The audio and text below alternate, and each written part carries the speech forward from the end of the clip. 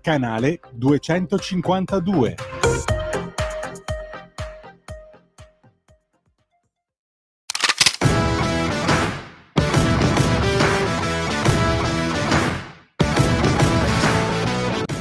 Posso dire che siamo qui per riaffermare la centralità di quel che si può chiamare pensiero solare, il punto d'incontro tra la rigidità delle ideologie, della battaglia delle idee, che si discioglie nella luce meridiana dello spirito mediterraneo.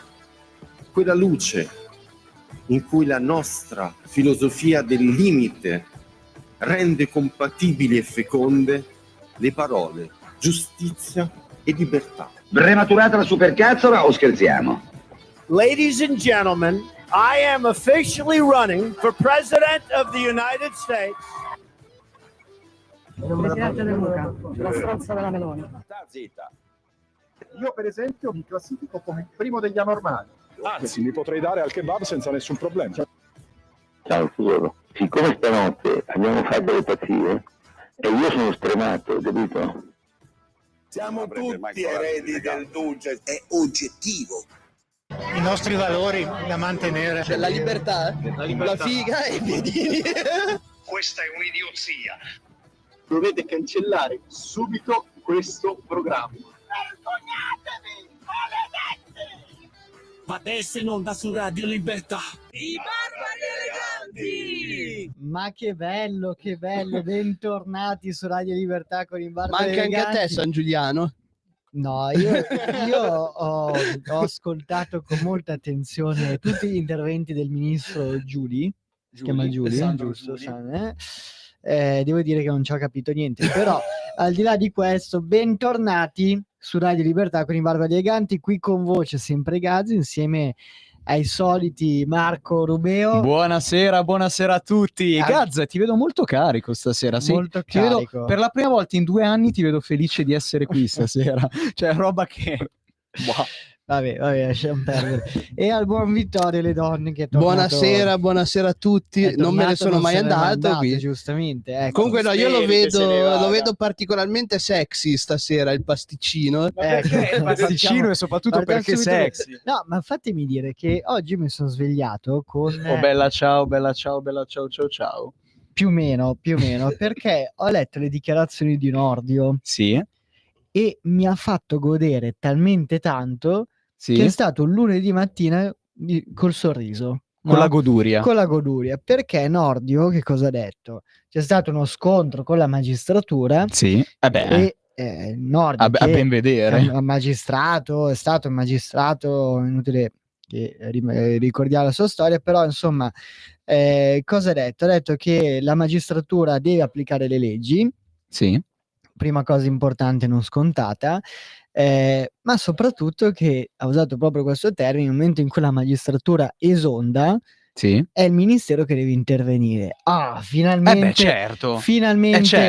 Un ministro come si deve della giustizia. Ma scusi, i poteri dello Stato servono apposta per bilanciarsi tra loro. Il potere giudiziario deve insomma bilanciare il potere legislativo ed esecutivo, e gli altri due devono fare... Assolutamente sì. Finalmente qualcuno che si fa sentire anche in quell'ambito. Vabbè che ci sono stati anche altri ministri in passato, però era tanto che non si sentivano certe dichiarazioni che alla magistratura sta anche bene. Finalmente la politica ha il coraggio, da tanto tempo, dai tempi del caro Berlusconi, finalmente qualcuno in politica ha il coraggio di ribellarsi a questa dittatura che c'è della magistratura.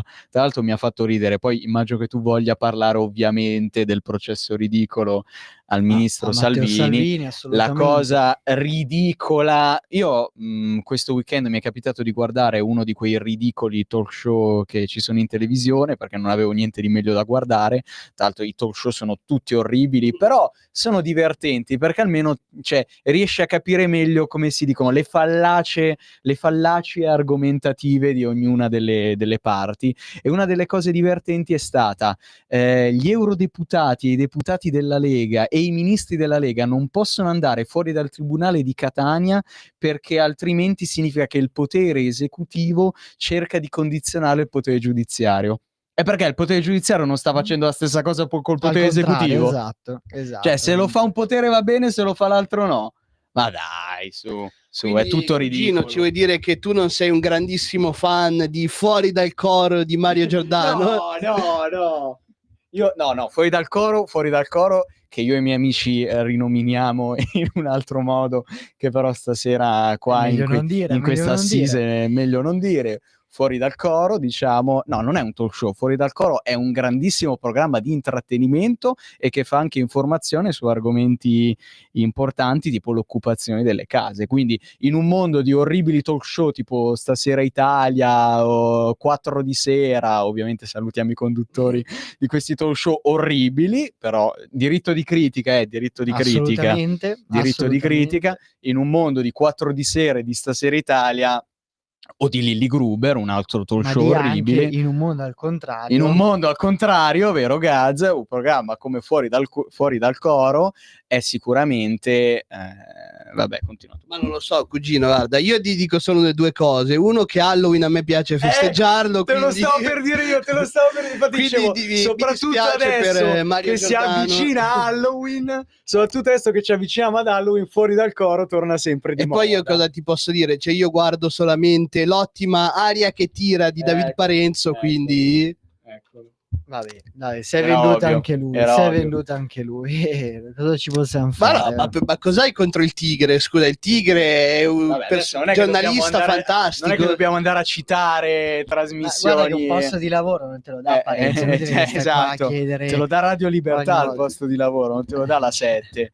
Sì, tra l'altro mi fa sempre ridere quando criticano Rete 4 perché dicono che i suoi talk show non sono imparziali, cosa verissima, ma poi non dicono nulla quando dall'altra parte hai Lilli Gruber o Formiglio o Santoro, che sono molto peggio della parzialità di Rete 4, però vabbè, insomma. E quindi Gazza, che dicevi che da qualche parte finalmente ci si sta ribellando. Finalmente c'è qualcuno che alza la testa, per carità, anche in passato abbiamo visto altri ministri alzare la testa, però è da tempo che non anche Renzi, dai, se vogliamo fare un esempio, virtuoso del centro-sinistra, anche Renzi ha avuto il coraggio di... Carità, e infatti hanno indagato i suoi genitori poi. Però questo evidenzia ancora una volta lo strapotere della magistratura che esonda, come ha detto Nordio, va al di là dei propri limiti. E tra l'altro sono saltate fuori, al di là del processo scandaloso a Matteo Salvini che c'è stato, che c'è ancora oggi, però sono saltate fuori altre mail di altri magistrati dove in poche parole hanno attaccato Giorgia Meloni, ma non tanto da un punto di vista giudiziario, perché non so, ha violato delle leggi piuttosto che altro, no, da un punto di vista politico. Quindi sono queste mail che poi, diciamoci chiaramente senza filtri, questi magistrati sono anche stati sputtanati da qualcuno. Certo. Guarda, la mail della toga rossa, Meloni molto più pericolosa di Berlusconi, per far capire il mood. Dove si va sempre a parare. Fa capire dove stiamo finendo, la deriva di una giustizia che in realtà non è più giustizia, ma è in mano a un'associazione politica che non so neanche dire il nome, perché magari poi potrebbero anche querelarmi, però va bene. Sì, ma la roba che mi fa ridere è quando vedo che si parla di queste cose, della magistratura politicizzata, e quelli... faccio il nome di un partito a caso, i 5 Stelle se ne escono con ma dovete smetterla di dire che i magistrati sono di sinistra. I magistrati non sono di sinistra, i magistrati sono indipendenti. Ma cazzo, ma esiste letteralmente magistratura democratica, a cui si che è quello con più iscritti all'interno della magistratura. Cioè, come fate a dire che non esistono magistrati di sinistra quando loro stessi si dicono noi siamo i magistrati di sinistra? Ma dai! Assolutamente. Cugino, è imbarazzante. Cugino.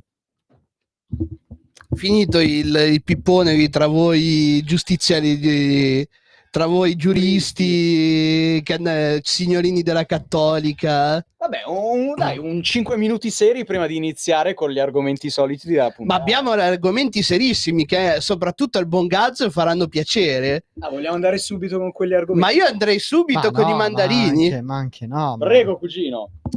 Mosca prova ad aggirare le sanzioni occidentali col baratto, l'accordo Russia-Pakistan. L'intesa prevede meno pagamenti bancari e più scambio di merci. La prima azienda russa a prendere parte al meccanismo sarà Astrata, questa azienda qui, che fornirà ceci e lenticchie. La Meskey FMT Trading Company, con sede a Karachi, credo, ricambierà con mandarini, riso e patate.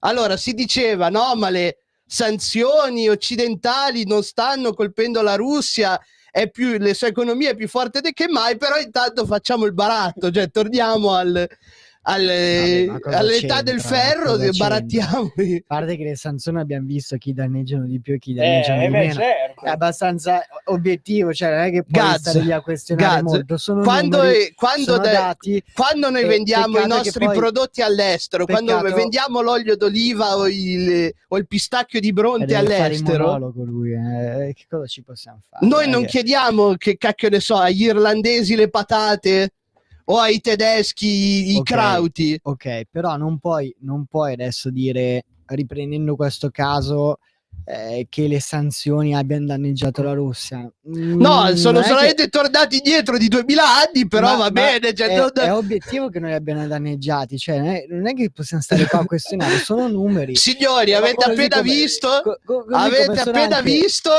l'esempio più classico di filo putiniano che non vuole accettare che le sanzioni occidentali stanno facendo il loro dovere. Ma non stanno facendo il loro dovere. Ma lo facessero il loro dovere. Finalmente questo stato criminale è stato messo in ginocchio e ora per poter andare a comprarsi i mandarini, probabilmente da dare a portare in qualche gulag siberiano da qualche nonnina, mandarini del Pakistan, mandarini pakistani che finiranno in qualche gulag siberiano dove finirà qualche dissidente politico mandato da Putin. Ma scusa, le nonnine li prenderanno dando ceci e lenticchie. Cioè, sto qua mi sembra veramente uno del PD, perché uno che prende un argomento a caso, lo mischia con altri argomenti e ci fa su un calderone di notizie tutte messe insieme di ceci, esatto, e poi tira su una conclusione che non ha minimo di senso. Gazzola, tu come li compri i mandarini? Ma li compro andando al supermercato pagando, dipende, con i tuoi bellissimi euro. Dipende, magari me li regalano anche, visto che io sono tanto amato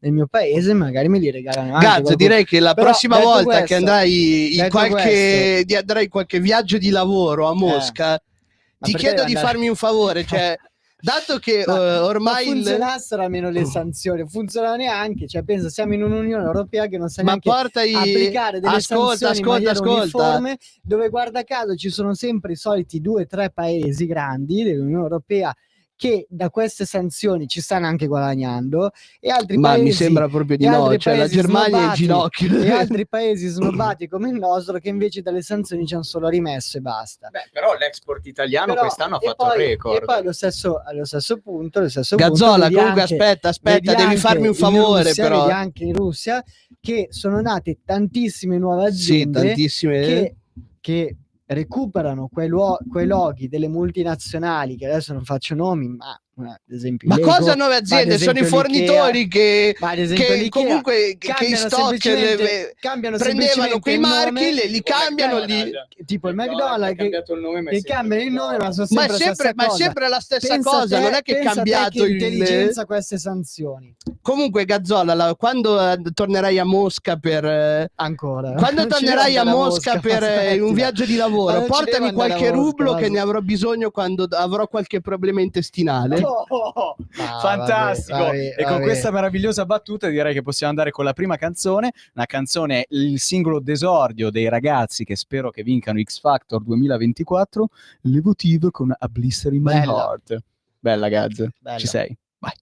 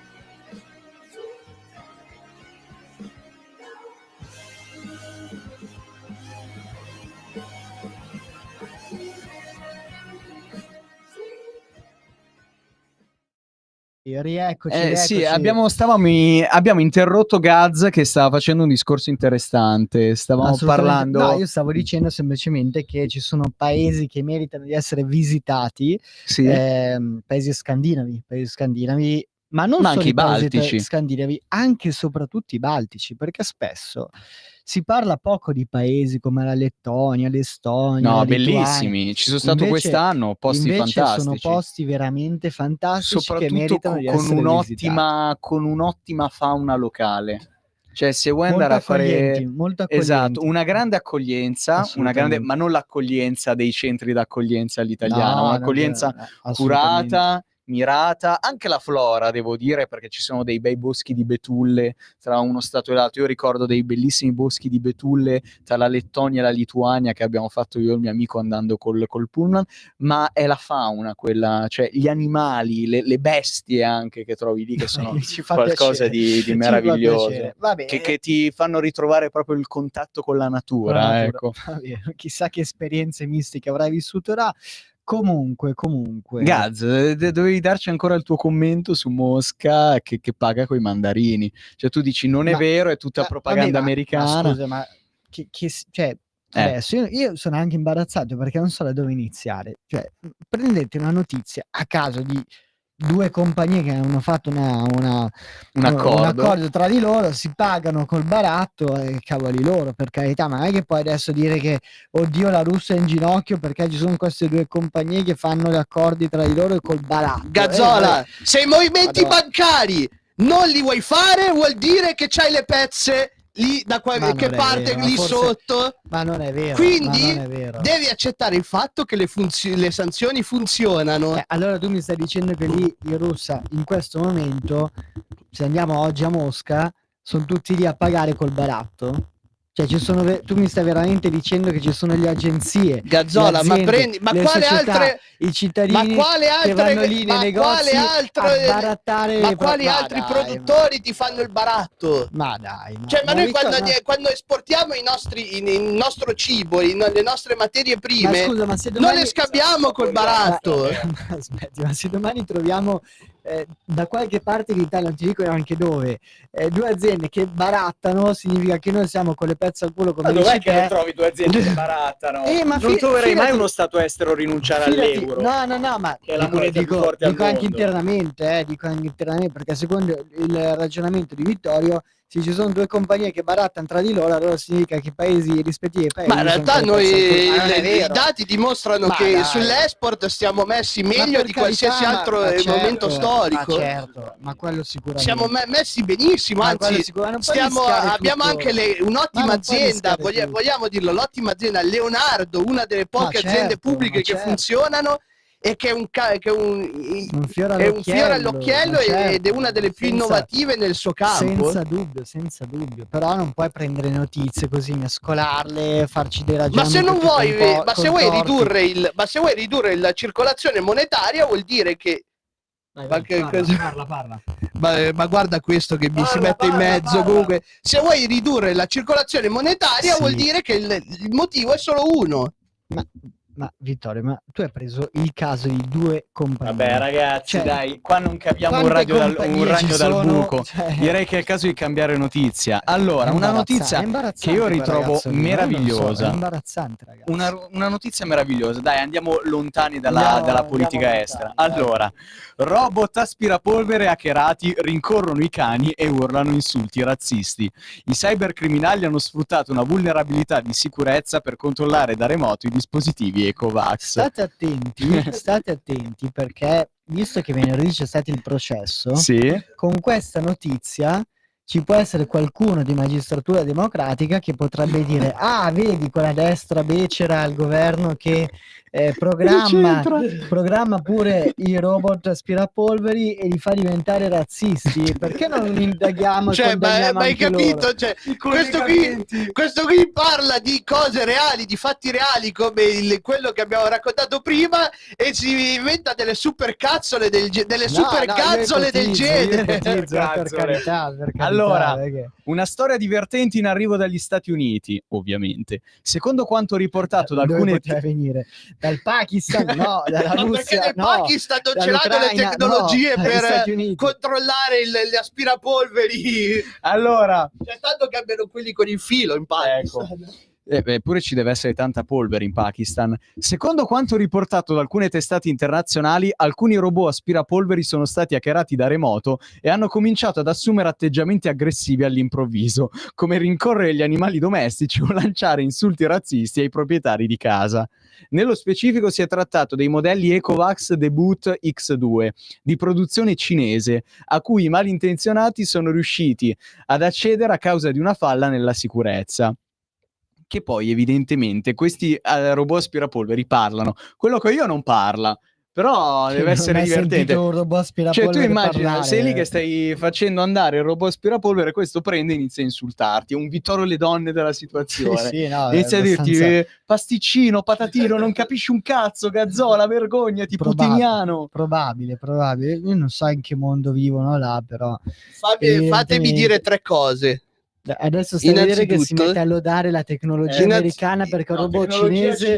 No, bravo, hai indovinato. Innanzitutto invito chiunque ci sta ascoltando a non comprare quelle copie cinesi, innanzitutto. Stai tranquillo che i nostri ascoltatori non andranno mai a comprare una roba cinese del genere. Buono, ottima cosa. Comunque, secondo, dimostra la superiorità del prodotto americano e dei prodotti occidentali in confronto a quelli cinesi. Appunto, un americano non avresti trovato una falla della sicurezza in questo modo. E terzo, fatemi dire che chi l'ha fatto ha voluto entrare nella leggenda e può avere solamente la mia stima, perché questa notizia ti fa entrare nella leggenda. Beh, dai, è sicuramente uno scherzo divertente. A chi piacciono gli scherzi, a chi piace quell'immaginario molto demente alla Amici miei. Chissà cosa direbbe Scogna in questo momento. Esatto, però Scogna sta lavorando, quindi come a differenza nostra che non facciamo nulla. No, voi non fate nulla adesso, non è che noi, ma guardate che socialisti che siete, noi. Che socialisti, attenzione! Ma ha parlato il bolscevico, cioè che i soldi i soldi gli arrivano in rubli ormai. Ma neanche in rubli, gli arrivano in mandarini adesso. Ormai in mandarini, è per questo che dice, si collega tutto, cioè da lì là tutto siete dei rischi rotti. Tutto il commercio, certe tratte che sono arrivate dal Marocco, ecco perché si spiega tutto. Cioè vogliamo riaprire la lore del Marocco? Siete dei rischi rotti di Dalila, ma guardiamo dello avanti, sfruttamento della prostituzione. Vogliamo restare lì? No, non vogliamo restare lì. No, non vogliamo restare lì. Abbiamo gli audio di Scogna? No, non abbiamo niente audio di Scogna. Mi ha mandato degli audio, ma sono penosi. Quindi, se vuole parlare, che chiami lui direttamente. Meglio che non mandi più nulla. Va bene. Qualche notizia piccolina, visto che ci rimangono 5 minuti prima della pubblicità. 4 minuti. Gaz, dai, un po' di innovazione tecnologica, dai. Allora, questa è un po' una notizia, non so se posso dirlo, no, è una notizia un po' di merda, perché non lo so, insomma, io spero che i gretini siano contenti. Sì.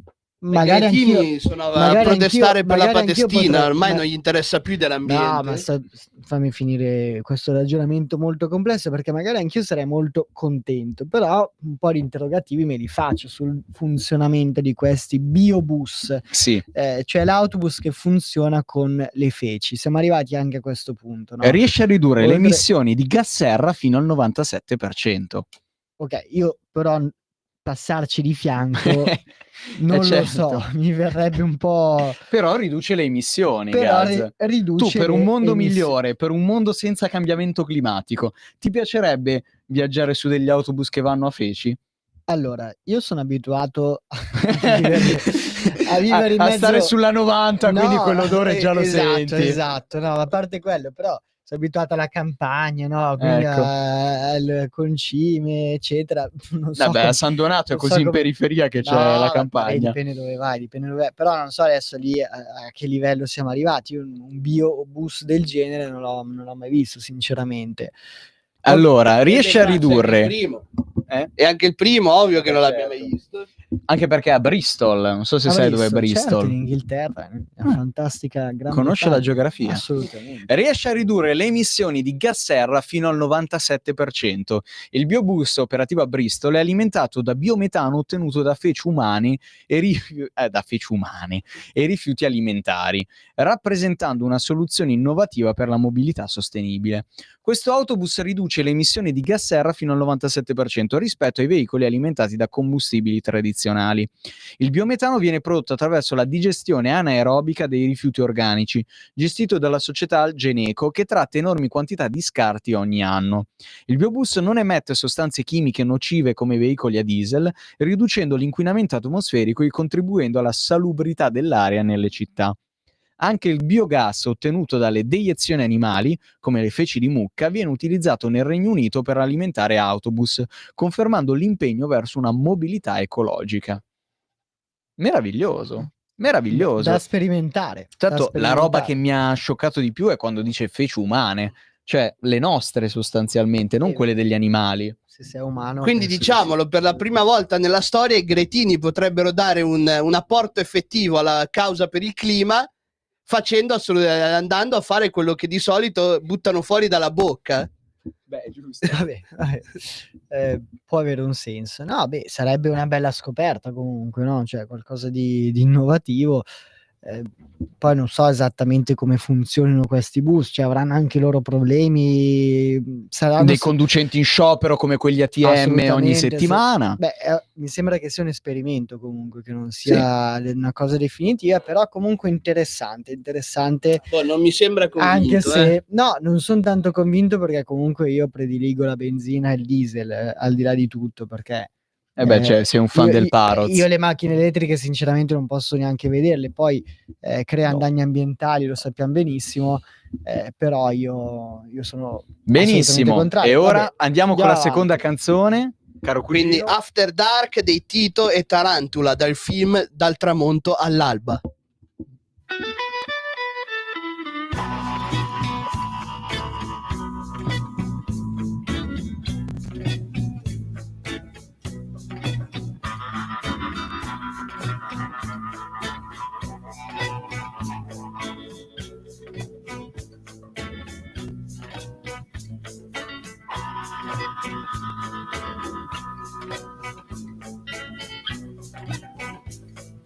Watching her strolling in the night, so white, wondering why it's only after dark.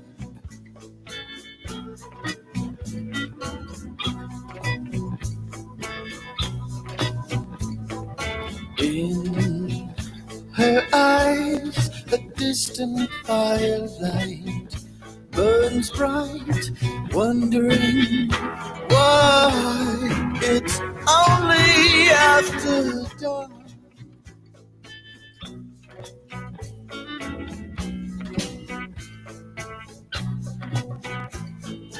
I find myself in her room, feel the fever of my doom, falling through the floor. I'm knocking on the devil's door.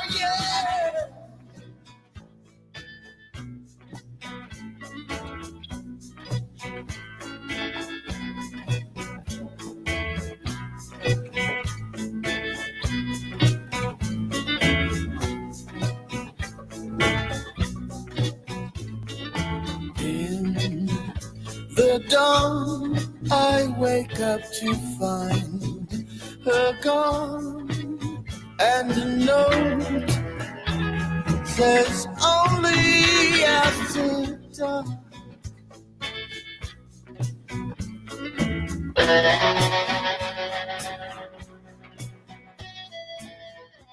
Rieccoci qua su Radio Dal tramonto Libertà. all'alba. Stavi dicendo cos'è che fai ad Halloween, caro Gaz? Cosa stavo dicendo? Viene a casa mia a guardarsi con me dal tramonto all'alba. No, stavo dicendo che devo vedere un attimo questo film perché evidentemente non ho una cultura, cos'è che avete detto prima? Cinematografica, giusto? Me la devo fare, va bene. Abbiamo una telefonata. Pronto? Pronto? Sì? Ma mettete giù sto troll! Aspetta, non si sente bene, pronto? Sono Ahmed da Palestina, volevo parlare con fratello Vittorio. Vuoi parlare con fratello Vittorio? Ahmed da Palestina, va bene? Allora, io chiedo innanzitutto... avvicinati un po' al microfono perché si sente poco. Innanzitutto togli il viva voce, stronzo, dai. Ma che... Allora... Che linguaggio è? Un linguaggio da radio? Vittorio, Ma stai zitto, troll. Innanzitutto chiedo Guardi, Ahmed, io le do ragione perché... No, chiedo a Matteo Gazzola, che ormai è in procinto di iniziare la carriera lavorativa di avvocato, di prendersi i dati di Luca Scognamiglio e di preparare una bella querela. Io Ahmed lo difendo. Ma smettila. Sempre dalla tua parte, Ahmed. Comunque, stavate parlando di film. Sì. Io vi suggerirei di vedere un film che secondo me sta un po' in tema con Halloween perché è misto horror, misto un altro genere. Sì. Si chiama Trappola Anale. Come scusa? Trappola? Trappola Anale. Non lo conosco, non l'ho mai sentito. No? Secondo me dovresti cercarlo. No, è molto bello. Allora cerchiamolo. No, Trappola. me... No, ma per carità, ma è tipo scusi, ma Angry Birds, la ragazza dall'uccello di fuoco. Allora, Luca, quel tipo io ti stavo anche per difendere, però se la metti in queste condizioni, caro Ahmed da Palestina, assolutamente no. Guardate che Vittorio è mio fratello palestinese. Vabbè, Luca, è vero. Allora, lei si prepari perché lei riceverà una querela, maledetto troll. Allora io le devo chiedere. Querela! Le devo chiedere. Tutto quel che vuoi. Le devo chiedere il perché lei non ci ha mandato i suoi fantastici 3 minuti di audio come al solito. No, li ho mandati, però era più divertente interrompere la... Vedi il karma poi. Il karma poi ti punisce quando meno te l'aspetti, bam, ti arriva e ti fa sospendere.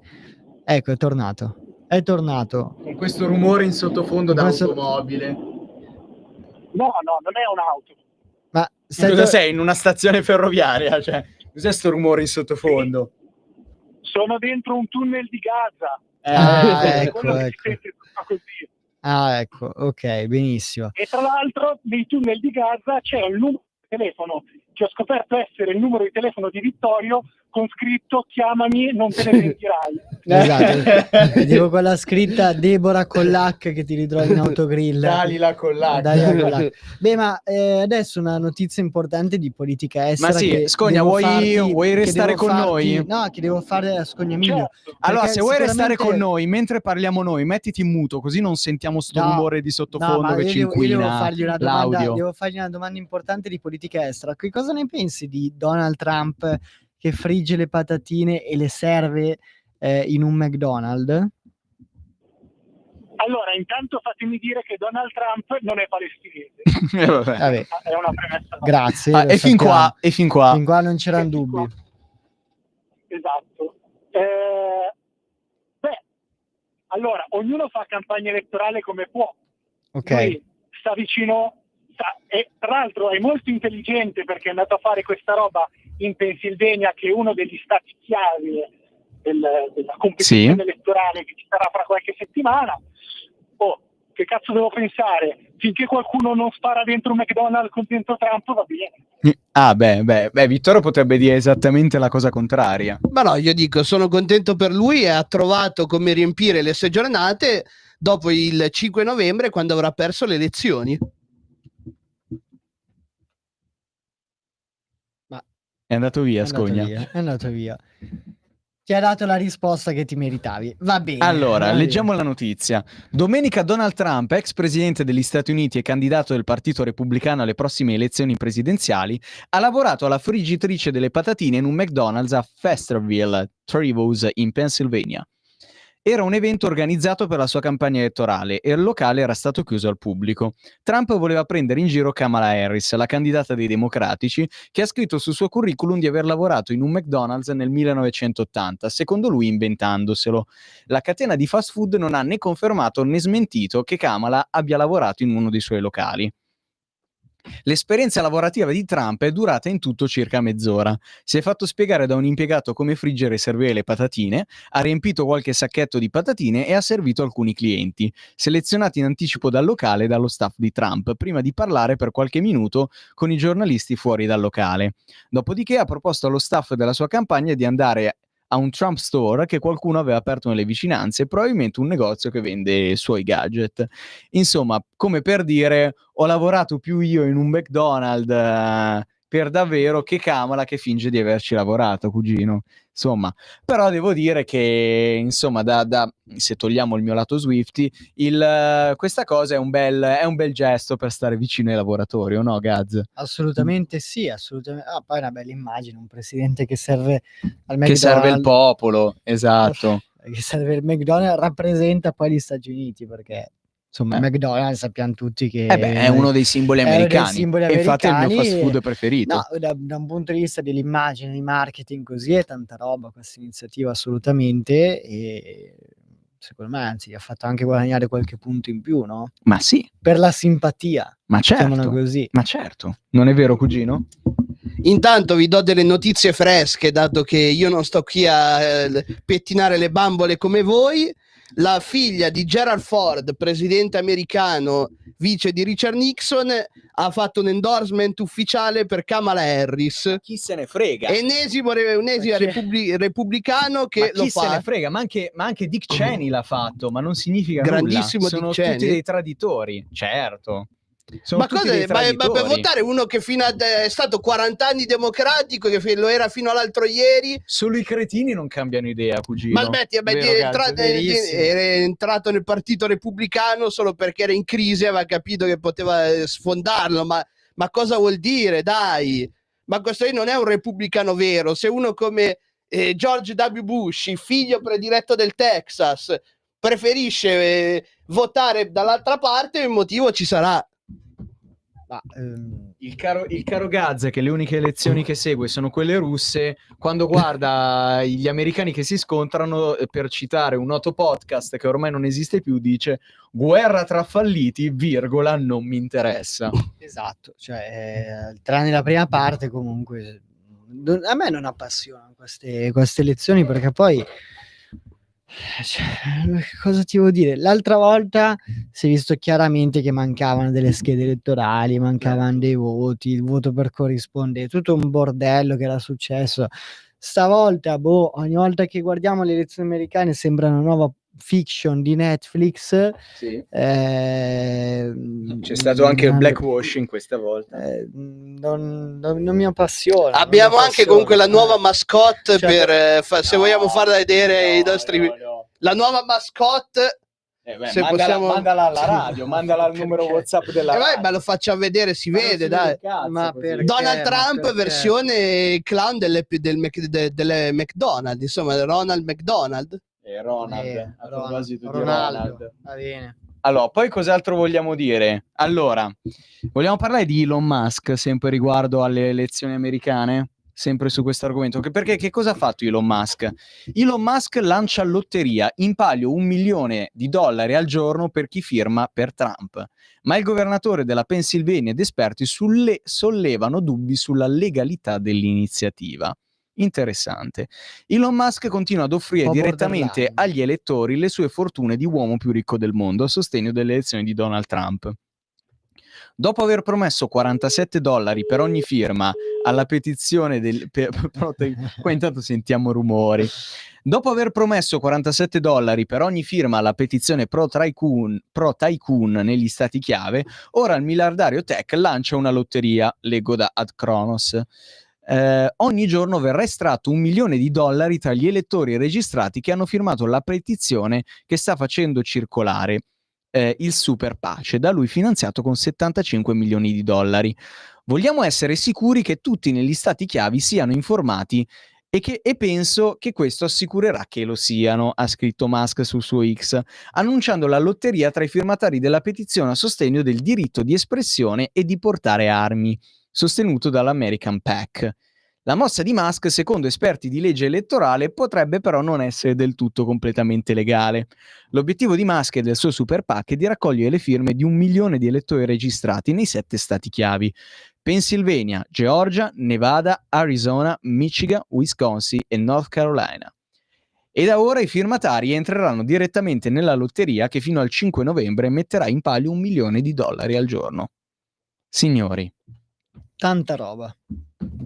Va bene, la trovi una cosa giusta, vale tutto. Ma io assolutamente sì, non ci trovo nulla di strano, nulla di male. Io non ci trovo nulla di strano, però ormai quel paese vale tutto, no? Cioè, è un paese un po' al contrario. È un paese che punta a fare ogni giorno una nuova puntata di questa serie TV chiamata Edizioni Americane, e quindi poi ci sono tutti questi personaggi terzi al di là dei due candidati che si inventano le iniziative a sostegno di uno o dell'altro. Ma ci sta, ma va bene, ma non penso ma sia sì, legale. Insomma, diciamo quanto è bella la corruzione, dai, quanto è bella. Non è corruzione, è una lotteria, cugino. Sì, dai, la lotteria, dai. Non dire che è corruzione solo perché sostiene il candidato che a te non piace. Ma se l'avesse fatto io te l'ho chiunque... detto prima che lui è un po' piddino, lo è, cioè nel senso... Sei un po' piddino. Ma sì, innanzitutto sì, da ma uno che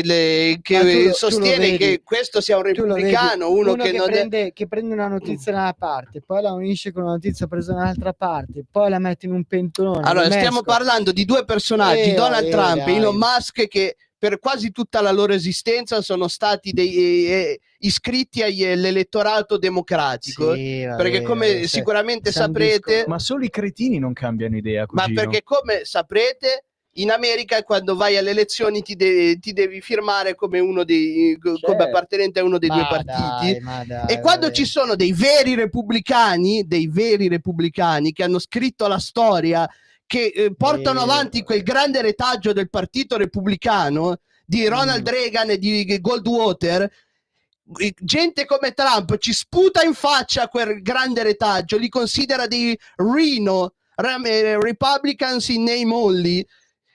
Uno che fino all'altro ieri era democratico ha la faccia come il culo di dire che questi qui non sono dei repubblicani, e questo qui io non lo accetto. Io ho detto questo, vedo Vittorio che fa il fan club della Kamala Harris abbastanza caldo, quindi vedo poca onestà intellettuale un po' da tutte le parti in questa campagna. Penso che l'abbia toccato nel profondo, per questo poi quando uno è molto nervoso, sa di perdere, inizia a scaldarsi, incazzarsi. Beh, certo. Quindi Vittorio, cugino, sei di perdere. È la democrazia americana questa, non è che... ma non è più la democrazia, baby. Non è più la democrazia, americana però. A noi non ci interessa la democrazia americana, vero? Diciamolo, sicuramente è meglio la democrazia americana dell'autocrazia russa, diciamolo questo. Non è un mio problema, quindi per carità. Sempre a favore della democrazia, io lo dico sempre. Americana? Della democrazia in generale, un bel concetto. Pure dove votano. Ovunque votano, è un bel concetto. Poi ovunque votano i soldati non entrano nella cabina elettorale. Magari anche quei soldati dentro la cabina elettorale. Io penso che la democrazia perda nel momento in cui ci sia un'alta percentuale di astensionismo. Secondo me è esattamente quindi andiamo a prendere i soldati e li portiamo alle urne e gli diciamo cosa votare, cioè che funziona meglio. No, non ho detto quello, però la democrazia. E comunque, dato che andando comunque avanti, c'è il presidente del partito repubblicano dello stato di Washington, che anche lui ha dato l'endorsement a Kamala Harris. Ma chi se ne frega? Adesso non è che mi devi prendere ogni singolo consigliere comunale repubblicano contro Trump. Trump alle primarie ha vinto con quanto? Oltre il 90% dei voti alle primarie repubblicane. Che adesso se ne escano i vari consiglieri comunali, Dick Cheney, figli di che dicono che noi non sosteniamo Trump. Chi se ne frega? Io tra l'altro devo anche fare un annuncio, perché è arrivata adesso l'ANSA, Radio Libertà, i barbari eleganti fanno l'endorsement a Donald Trump. Quindi, oddio, penso che questo valga molto di più rispetto cugino, mi spiace, ma non credo che l'ANSA abbia tempo da perdere per notizie del genere. Comunque, caro Gaz, puoi inventartene meglio, dai. No, ma c'è scritto qua. Che... Io comunque, chiudendo questo argomento, ringrazio la redazione di Radio Libertà per non averci ancora cancellato il programma. Allora, vogliamo dare un'ultima notiziola anche un po' più leggera prima di salutare a mai più? Vabbè. Vai, Gaz. Scopre che la futura sposa ha 25 anni più di lui un giorno prima del loro matrimonio. Gli aveva detto di averne solo 15 in più, invece ne ha 25 in più, però io lo capisco. Sì? A te non piacciono le donne più grandi? No, non è quello il discorso, perché tu comunque vedi, no, tra le varie generazioni, che oggi ci sono ragazze di 15 anni magari che ne dimostrano 30. È vero. E ci sono trentenni che ne dimostrano 15. Quindi assolutamente. Per concludere, e soprattutto donne di 50 anni che ne dimostrano 20, 35. Che ne dimostra 20. 35. Tipo, ecco, Paola Iezzi secondo me è una che ne dimostra 25. Paola Iezzi, se ci stai ascoltando veramente. Ed ci stai dicendo che non ti sposeresti con Paola Iezzi se dovesse dirti, che ne so, che ne avete solo 15 anni di differenza? Ma quello non ci faccio neanche caso. Comunque, allora, detto anche questo, qui anche 30 anni di differenza. Ma anche 40 nel caso di Paola. Per concludere anche in bellezza e tornare un po' all'inizio, visto che comunque qua si dice ne vedi uno che ha 15 anni però sembra che ne abbia 30 e viceversa, è proprio tutto un mondo al contrario. Eccolo. No, allora, Yoshitaka, perché qua si parla di gente orientale, ha scoperto che la sua futura moglie Aki aveva 25 anni più di lui, invece dei 15 che lei gli aveva detto solo il giorno prima del loro matrimonio. La coppia si era conosciuta quando Yoshitaka aveva 29 anni e Aki 54, ma lei gli disse di averne 44. Riuscì a mantenere il segreto per 7 anni grazie alla sua pelle liscia e al suo carattere allegro. Nonostante la bugia, Yoshitaka non si arrabbiò quando seppe la verità di Aki e le disse che l'unica cosa che contava era perché lei non glielo avesse detto prima. Dopo essersi sposati, la coppia ha viaggiato per il Giappone e ha documentato le proprie avventure sul canale YouTube Non ce ne frega nulla. La loro storia è diventata famosa in Giappone e in Cina e Aki ha spiegato che aveva nascosto la sua vera età a causa dei pregiudizi della società giapponese nei confronti delle donne anziane che sposano uomini più giovani. Gaz, secondo te bisognerebbe un po' uscire da questi pregiudizi sul fatto che se una donna anziana sposa un uomo più giovane non c'è nulla di male? Alla fine, se un uomo anziano sposa una ragazza più giovane di lui, nessuno si scandalizza. Che dire, allora, se la devo vedere in prima persona, per fare l'esempio, un cinquantenne che sta con una ventenne, è chiaro che o viceversa mi fa un po' effetto, no? Sì. Poi detto questo, se si amano siamo tutti contenti, però quindi insomma, se c'è amore c'è amore. Love is love, Gaz. Sì, ma non mi sembra molto, non dico normale. Tu non però credi nel love is love? No, ma dipende un po' dai casi, dai singoli casi. Certi casi rimango un po' perplesso quando vedi anche personaggi famosi stare con qualcuna di perché 30, stai attaccando Leonardo DiCaprio? 30-40 anni in meno, oddio, cugino, non so ma questo qui è il vero. solito bolscevismo di Gazzola. Oltre che sull'economia lo è anche nella morale, perché lui non è che si limita a dire nessuno ti impone di doverti sposare o di dover avere una relazione con una donna, con una donna di 25 anni più grande. Ma perché devi far mettere davanti la tua morale? Ma no, cosa ma ti che morale? importa? Ma ti dico, ma cosa ti importa? Ma scusa, mica ho messo un divieto o qualcosa. Ho detto solo che secondo me, non so, non dico che non condivido, però insomma. E anche se non lo dovessi condividere, cambierebbe qualcosa? No, ma infatti mi ha chiesto un'opinione Ayatollah Khamenei, cioè non è che adesso dobbiamo Ma pensarla diciamo come che dai, quello lì in Iran capito? non si fanno problemi Ma di tu hai differenza di capito età. questi liberali folli che sono talmente liberali che diventano antidemocratici ogni volta. Vabbè. È un principio del liberalismo il fatto di essere antidemocratici. Lo Stato liberale era tutto il contrario dello Stato democratico. Assolutamente. Ragazzi, che dire, andiamo. Abbiamo un'altra chiamata? Prego, buonasera. Buonasera, sono Zelia da Vernareggio, Monza Brianza. Buonasera. Di mariti o mogli più grandi. Sì. Io con mio marito che avevo 21 anni, mio marito aveva 47. Siamo stati assieme 37 anni felicemente con 2 figli. Bello. Non c'è stato nessun problema. Ottimo. Bello, e questo è quello che dicevo. Cioè, se è un esempio virtuoso. Se si amano, assolutamente. Avevo 6 anni meno di mio papà e 4 anni meno di mia mamma. Ecco. Purtroppo l'ho perso tutti e 3. Ci spiace, però comunque. Comunque lo rifarei nuovamente. Bello. Ottimo. Siamo testimonianza contenti bella. e ovviamente è un esempio virtuoso. Quindi, Gaz, abbandona i tuoi pregiudizi. Ma no, ma io ascolta infatti questa ho detto, testimonianza e abbandona i tuoi io pregiudizi. infatti ho detto, quando c'è l'amore vero, buona serata, grazie. Serata. Quando c'è l'amore vero, è bello, ma punto, cioè, senza dire nient'altro. Ecco. Capito? Beh, senza dire nient'altro, l'hai messo un pochettino i puntini. Io ovviamente ma... mi riferivo ad altri casi un po' più particolari, ecco, dove magari è abbastanza evidente che non ci sia quell'amore bello, vero, eccetera. Però, e anche se fosse, nella vita privata ognuno è libero. Ma anche se fosse, se uno vuole sposarsi anche solo per interesse, qual è il tuo problema? Ma cavoli, io poi non sono neanche tanto così religioso, però amen, è un problema non è un problema mio. Cioè, vabbè, signori, ormai il tempo a nostra disposizione è finito. Andiamo a prenderci un caffè. Vi lasciamo con quale canzone, Gaz, che l'hai voluta portare te? Allora, Sal da Vinci, Rossette Caffè. Ma che canzone è? Ma non lo so neanche io che canzone. Benissimo, vi ringraziamo per averci seguiti anche questa settimana. Vi diamo appuntamento a settimana prossima e, come sempre, viva i piedi!